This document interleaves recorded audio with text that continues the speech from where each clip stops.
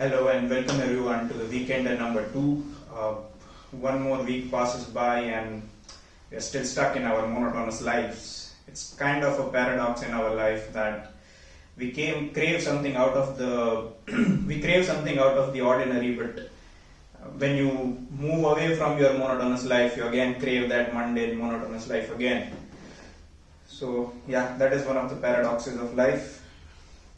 Here are a few events from the past week that you should have known, but were not able to due to multiple reasons. And we start off with a conversation between Bill Gates and our Prime Minister. Now, I'm not a big fan of either of the two, but the issues on which they both are talking about, they definitely need a global recognition. The first issue that they talk about is millets. Now, millets are a local crop, so to say. So, in the earlier times, not every part of the land was connected well with other parts of the land, and not every land had this favorable weather and all the irrigation systems to grow a consistent crop throughout the season. So what they did was they grew some crops that grew locally, and millets were those crops. These crops, they grow in tropical region. They do not need too much of water. They do not need too much of pampering by the weather. They grow in even adverse weather. So these are the crops who local people eat in place of other cereals. They are also sometimes called as pseudo cereals. And yeah, so they are speaking about millets. And how can millets solve majority of the world problems? Number one is malnutrition. Just for the lack of cereals, people don't eat food because they could not get their hands on rice or wheat. So millets are the alternatives that they can fall back upon. Second one is the consumption frenzy.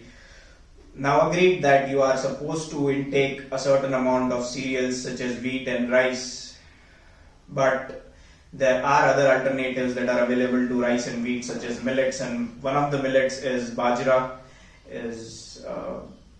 Now let me give you some context. Very recently, I have picked up this hobby of mountaineering. It's an excellent exercise for mind and body. So on one of my mountaineering expeditions, I was in Uttarakhand, and I could visibly see that locals over there were visibly very physically fit, visibly and obviously very physically fit than a person from an urban place, and I was curious, how are they so physically fit, and how can the ease with which they were coping up with the harsh mountain life was very much captivating, and up to a point envious. I was envious of their physical fitness. So I asked them. One of our mountaineering guides. I had a brief conversation with him about what do they eat, what do they do in their day-to-day lives, and I was surprised to know that they eat ragi and some of the cereals that are grown in the vicinity of where they stay. So yes, these are also good in the long term for your body as well. One of the advantages is that they have a very low glycemic index. For those of you who don't know, glycemic index is a number from 0 to 100. So whenever you eat something, your body has a certain response to it. It either raises your blood glucose levels or either it lowers your blood glucose levels. So the foods that spike the glucose level in your body when you eat them are generally put into the category that are not good for you.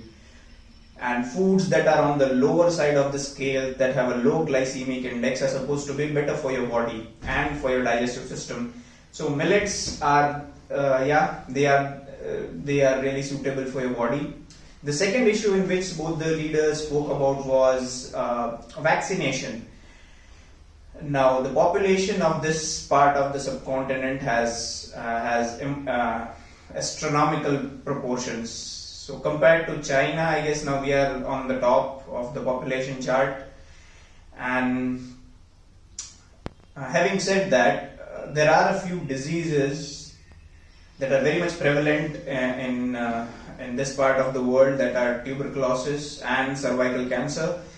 So vaccination is a way out for these diseases. Now these two leaders also spoke about how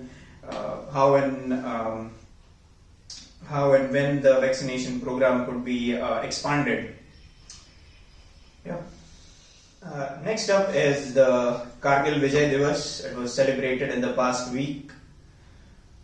Now all of us are somewhat aware about the events that transpired into the Kargil war, but very few of us know what the exact cause of the war was.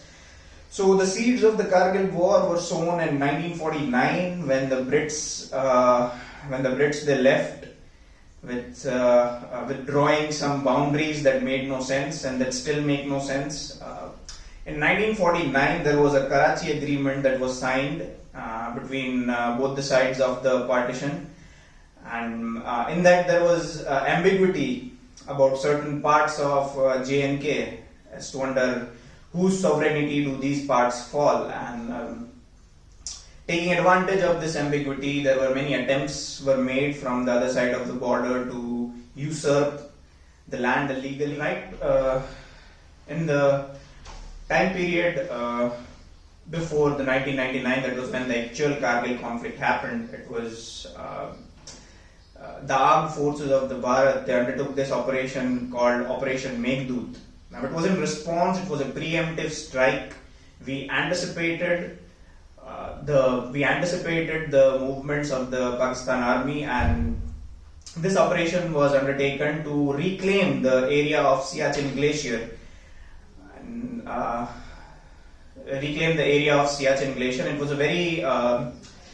It was a very big blow to the Pakistani establishment and the military establishment of the Pakistan, and they were slightly taken aback.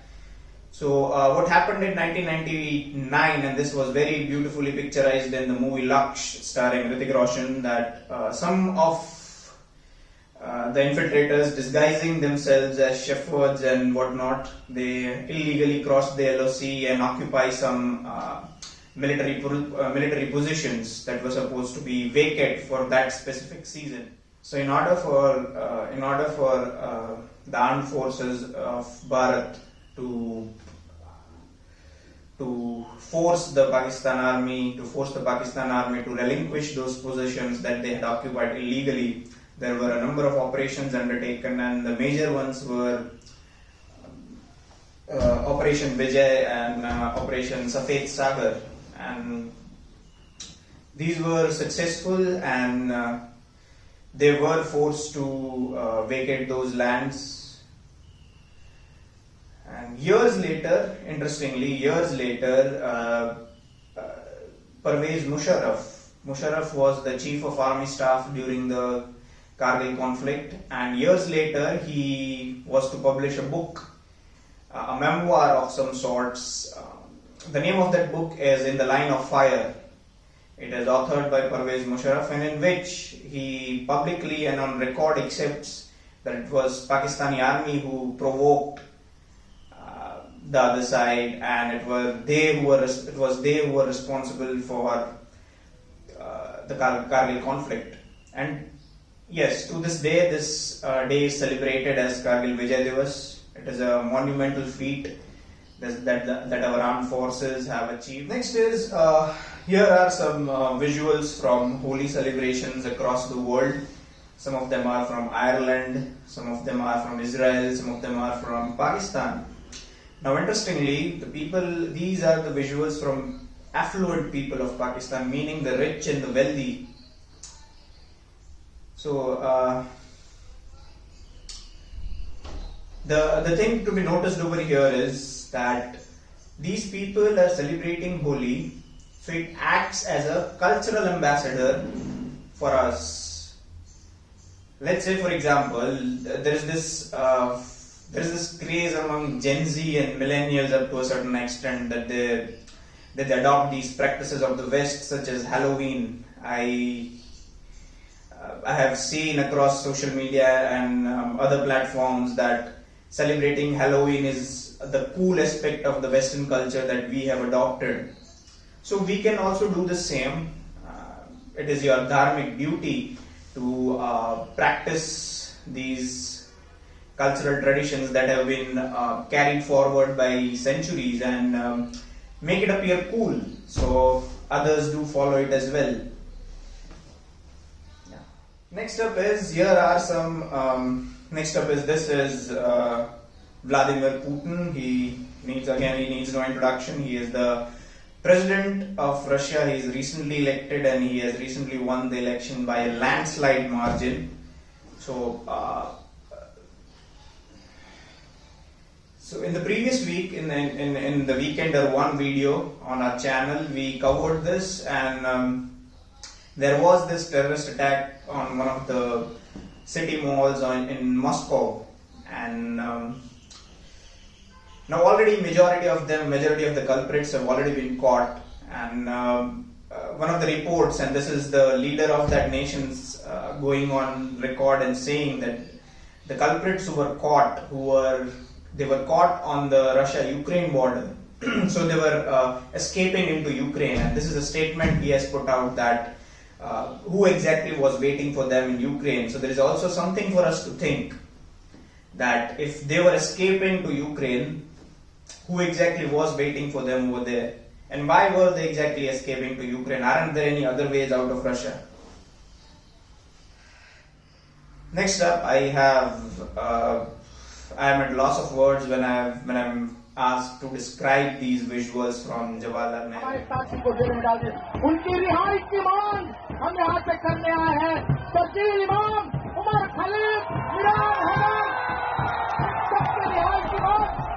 These are the student representatives, the male and the female candidates who won the student union elections in JNU, and these are the actions that they are undertaking. I would leave it to your better judgment.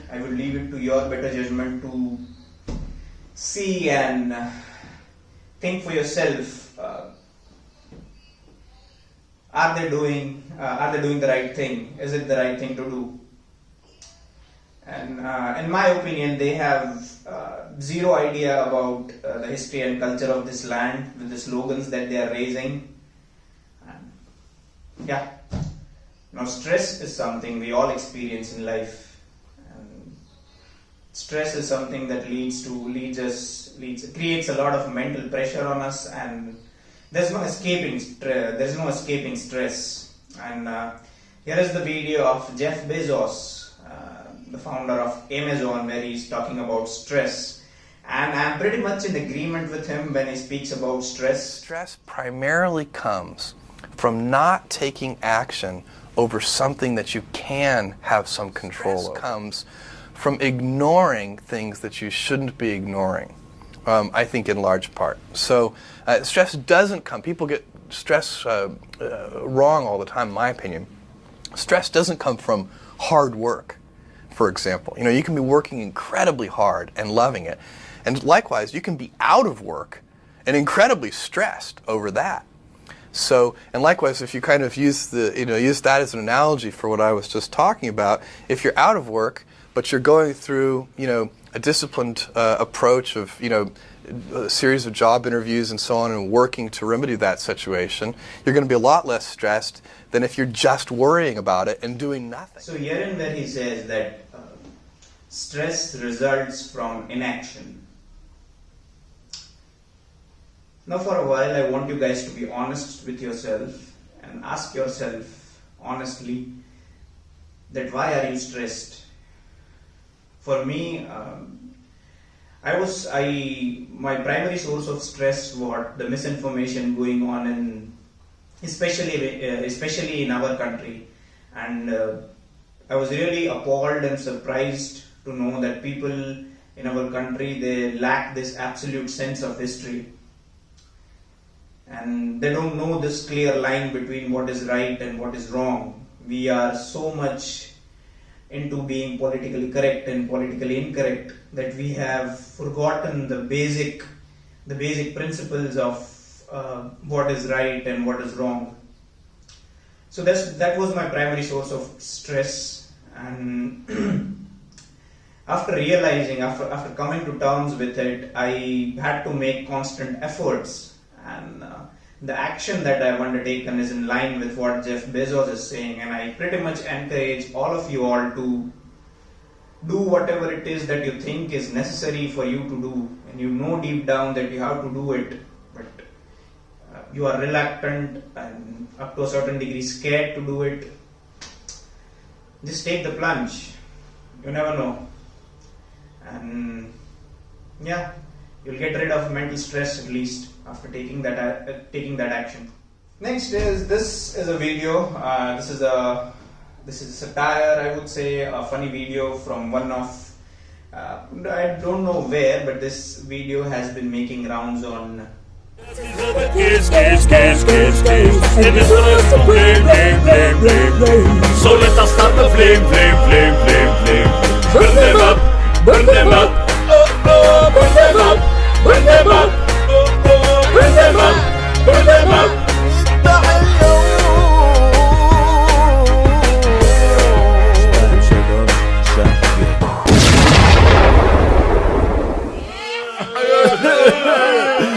Where is Hank?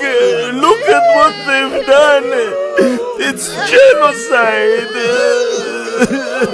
The video talks about how all the other West Asian countries, they provoke Israel into taking an aggressive action, but in the end, when Israel does end up taking an aggressive action, they start playing this victimhood, that why did Israel take this an aggressive action. And this has been the consistent narrative across the world, and even on our northwestern borders, that after continuous provocations, we do end up taking an aggressive action, and then the other side plays this victim card that, oh, why did you take this action? But such steps are necessary to ensure the safety of public. Next video of this is exactly what I want you guys to learn through this channel. This is a BBC reporter asking a Russian national, and I really want you guys to see this video, and I'll speak after you finish watching the video. Was there a serious challenger in the election, a serious opponent? Is there a need for a serious opponent? Why? Why is there no need for a serious opponent? Why do you always think that the way you live is better than the way we live? Even the way you ask questions. Why don't you guys do the way we do it? Because we're not you, and we don't like you much, really. So in this video, a BBC reporter asks a Russian person a few questions, and she responds very beautifully that why do you always think that the way you live is better than the way we live? And that applies same to us as well. This constant, obsessive, sickening and almost frustrating obsession with the West, that whatever they do or however they live is way better than how we live. And this is a perfect answer to that person that yeah, I'll let you be a judge about how the colonial mindset and how those colonial narratives have affected you. Yeah, so I will let you guys decide that this attitude of the Western countries, have you observed it? Have you experienced it in your real life? I know I have. So whenever you meet somebody who is from the West, you can definitely feel that sense of arrogance that our way of life is definitely better than yours, which is certainly not the fact. This is a bridge on River Chenab. It's an architectural marvel. And I guess, yeah, such highway infrastructure and all these things, they play a major role and they have multiple uses. It's not just that if you build a bridge over a river, only people pass through it. It's man, materials, and even armed forces can use them. So there are multiple benefits to building such infrastructure, and this is one of them. And I would say that such things should not be considered politically, regardless of who the Prime Minister is, regardless of who the political party in power is. Such projects should be taken on without political considerations. I don't know why this is a political matter. Building infrastructure is like the bare minimum if you want to see yourself as a developed country. Alright, so IPL, that is the Indian Premier League, the mega league with state franchises, and this is one of the videos for which these two have been a very long time rivals, I would say, on field at least, and off the field we don't exactly know, but on field these two have been very good rivals. So it was really nice and heartwarming to see them showing some sportsman spirit. The Bharat Ratna Awards. These are the awards that are conferred on civilians. And to give you some context, whenever an outsider looks at our country, these are the people who will shine a little bit more than the others because they have been conferred with that award, that is Bharat Ratna. So this year it was conferred upon Charan Singh, Chaudhry Charan Singh. He served as the Prime Minister and the Chief Minister of Uttar Pradesh as well. He is known for his agricultural reforms. He was the one who abolished the Zamindari system, and he brought in some legislation. The second person to receive Bharat Ratna is P.V. Narasimha Rao, and I guess majority of you know who he is, but for those of you who don't know, he was the first Prime Minister from the South, the first Southerner who became the Prime Minister, and he is really known for his political acumen because during the 1990s he was heading a minority government, but he still pushed through some of the difficult legislations, and one of them was the economic reforms of 91. And yeah, he is being conferred Bharat Ratna. Next in line is Karpuri Thakur. Karpuri Thakur, he served as the Chief Minister of Bihar in the 60s and 70s. And he has done many noble deeds. One of them is he really worked for Hindi. He is the one who really furthered the Hindi cause. Now Hindi is a direct descendant of Sanskrit, an offshoot of Sanskrit, I would say.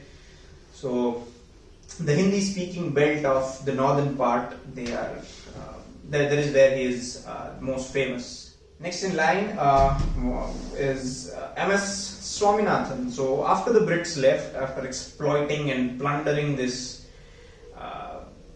fertile land of ours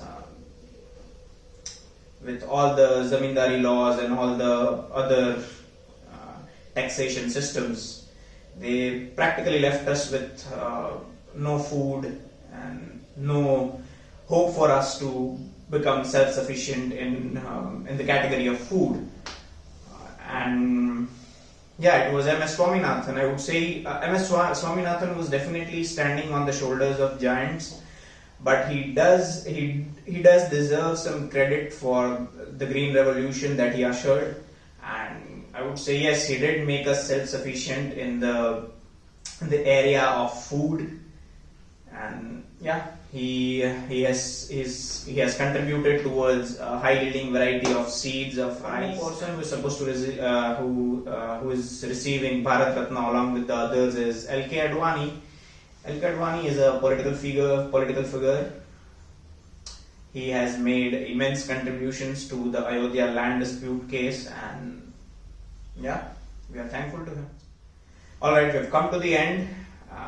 In the end, I am going to leave you with this video, and let's see what sense you guys can make out of it, because this system of classifying political ideologies on a scale of, like, on this parameter of left and right, where does it come from?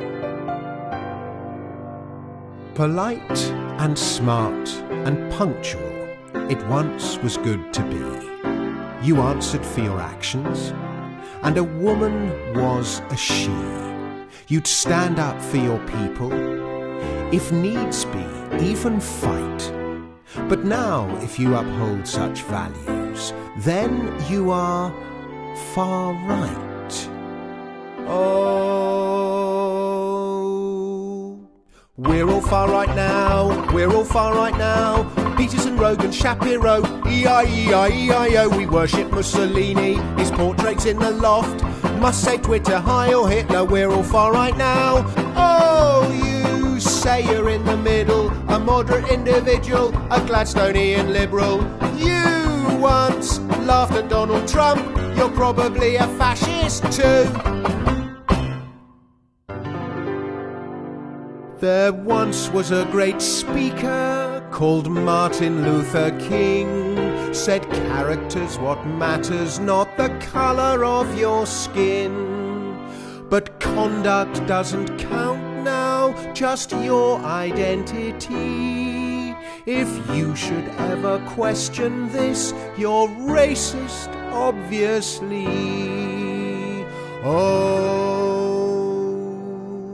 we're all racist now, we're all racist now. Off to the gallows we must go, E-I-E-I-E-I-O. Worse than Winston Churchill, worse than Enoch Powell, Ku Klux Klan and Jimmy Fallon, we're all racist now. Oh, the countryside is racist, dogs and cats are racist, eating meat is racist, Black Lives Matter's even racist. Do you know what's also racist? You. It's only the left people who are supposed to be the repositories of knowledge and everything else. If you are on the right and if you are on the far right, you are labeled as somebody who is, not worthy of using the freedom of expression that you have. And this video illustrates that sentiment very clearly. And I don't know why, we as people are subscribing to this idea of either you are a leftist or either you are a rightist. These things are the products of the revolutions that happened in the West, be it Russian, French or English Revolution and whatnot. So they are the ones who came up with this idea of classifying people into either left or right. Why? Because there is this general sense of mistrust among the Westerners about the authority that is ruling them. Whereas if you compare that with what happens in this part of the globe is we don't have a mistrust, we don't have a general mistrust in the state, because for us state is a sacred thing. The person who is ruling is supposed to be a noble person, but that is again also very much debatable. And if you've reached the end of this video, do subscribe to us. Thanks for watching.